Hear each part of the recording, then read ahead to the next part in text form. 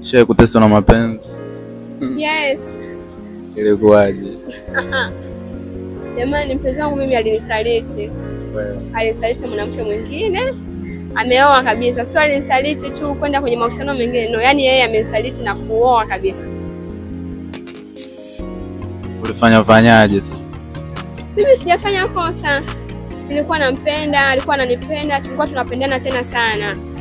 Isipokuwa tu ile speed ya mawasiliano ilikuwa inapungua. Kila nikimtumia message, baby, mbona siku hizi unitafuti kama mwanzo? Nimekumisi, ananiambia niko busy na kazi.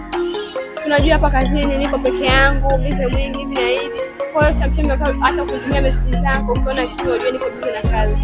Nikamwambia okay sawa, lakini usio unakaa muda mrefu sana bila kunitafuta, mimi najisikia vibaya. Ananiambia usijali, nilikuwa namuuliza kabisa, ni cheat, ni saliti. Ananiambia hakuna kitu kama hicho. Mimi kazini naondoka saa 11, narudi mpaka usiku huu, sijui, akaanza kujielezea. Siwezi kufanya kitu kama hicho, nakupenda wewe. So, nilikuwa namwamini sana mpenzi wangu, tulikuwa tunaaminiana.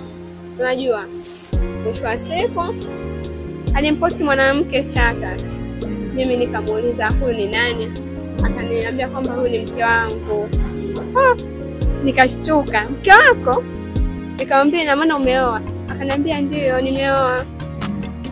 Nikamwambia sasa kwa nini hujaniambia toka mwanzo kabisa kama mimi naoa, mimi na wewe tutakuwa basi, yani tuachane kwa amani kuliko unifanyie hivyo.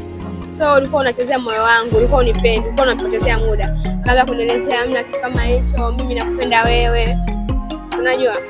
Nakupenda wewe tu, mwanamke nimemuoa kwa sababu ya wazazi wangu. Nikamwambia kwa mwanamke, yani wewe umempenda mwanamke kwa sababu ya wazazi.